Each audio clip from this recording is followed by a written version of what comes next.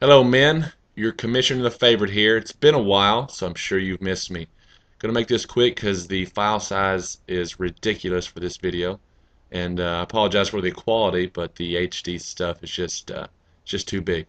Anyways, gonna give you my yearly predictions for the regular season, a week one recap, and my week two predictions as well. Just a quick stat update. Team defense do not get punished for pick sixes from their offense, which is a good thing. I like to chatter on the message board. It's very good stuff. And also, I want to encourage you guys to vote on the weekly matchups. Anyways, jumping right into the yearly predictions. Coming in 12th extends my lead.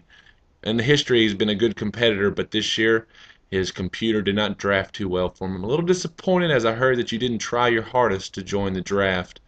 But you got Eli Manning as your quarterback, which is never a good thing, as much as I hate to say it. And then Reggie Wayne without Peyton Manning cannot be very good.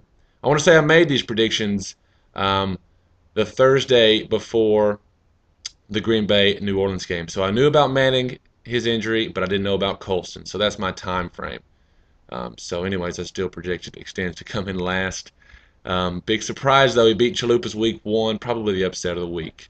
Moving right along, number 11, Alabama Chili Dogs. I recently learned what that name means, and I will not repeat it at this time. Basically, Team Brady. You got Tom Brady, great quarterback, but the rest of your team is brutal. Kenny Britt, let's get serious. Percy Harvin, might as well got a return man. Who else you got? Cedric Benson, he's old. He's got to go to jail too, doesn't he? And Steven Jackson, I think he's very injury prone, so we'll see what happens. However, this first week, like how I changed it over there, you Toyotaized the Swarm, which I couldn't be happier. You have no idea. Big surprise, though. Most points in the league. Congratulations. Don't get used to it. Coming in 10th, Dirty Dirty. I don't know if you have time to manage your team like you should, so that's why you're number 10. You got good running backs, but they're on shitty teams. Best player is Calvin Johnson. Week one, you got destroyed by MFCEO. Not surprised because he's got a good team. And then Calvin Johnson scores more than your quarterback, defense, and kicker combined. Why play a defense against Green Bay? Why?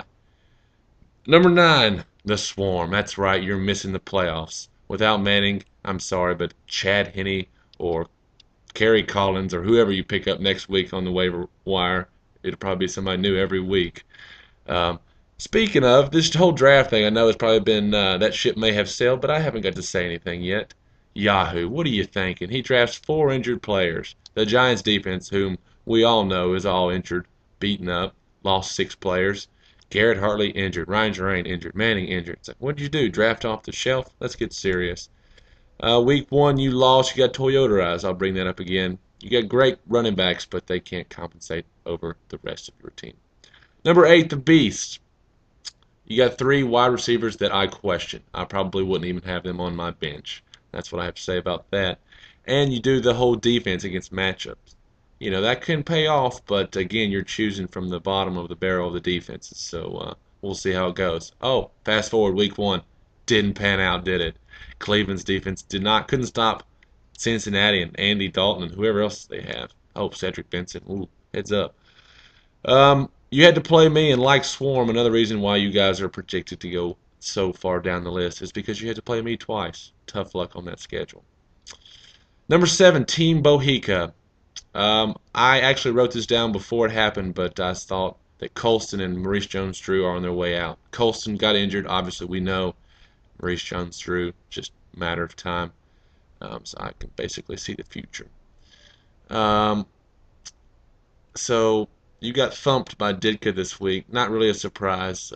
I think it's going to be a frequent occurrence, though, so go ahead and bend over because it's coming again.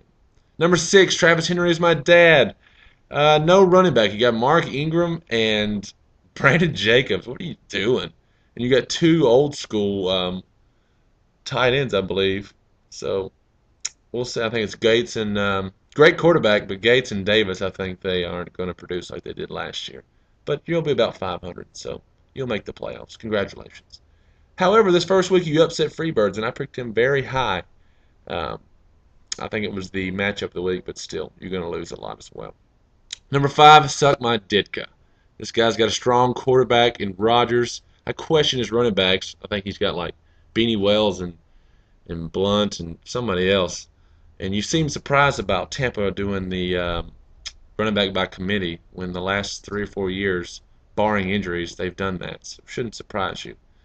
Um, you beat. I liked all the trash you talked to Bohica, and then you still thumped him. That's good stuff. Good stuff. Looking forward to it. Number 4, Chazzy Chalupa's a little nervous about ranking him so high because I did that last year and he burned me. Um, he doesn't manage very well, doesn't keep up with his team. So we'll see. He's got 3 questionable running backs.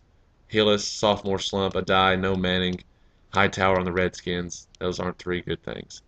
But the rest of your team is pretty strong. It just depends on how you manage. You lost the first week. I think it was a major upset, but you got screwed by Kansas City's defense. I mean, who would have thought Buffalo would score, let alone score that many? Number 3, MFCO, our defending champion, used to be the Nature Boys, for those of you not keeping up. I think your running backs is your only weak point. Don't remember who they are at this time, but they're not as strong as they could or they should be. Potential repeat, we'll see. There's going to be some luck involved, but we'll see what happens. You had an easy matchup this first week. I don't even remember who you played, but not really a surprise. I question you starting the Green Bay defense against the Saints. You know the Saints are going to score 35. Everyone knows that. Come on. Number 2 may surprise you. I projected the favorite to come in second. I know you think I was going to pick myself first. What do you know?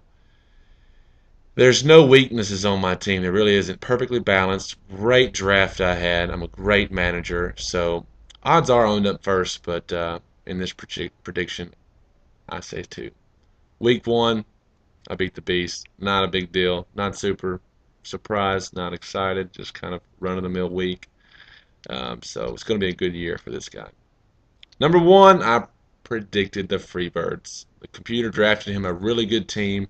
However, with Foster's lingering hamstring injury, who knows what's going to happen. Great potential, though. Week 1 upset, I'm very excited about it because that moves me up the ladder.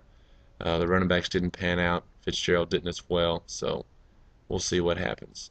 Anyways, Week 2 predictions. There's a couple of rivalries. I play the Swarm, which I predict I will win.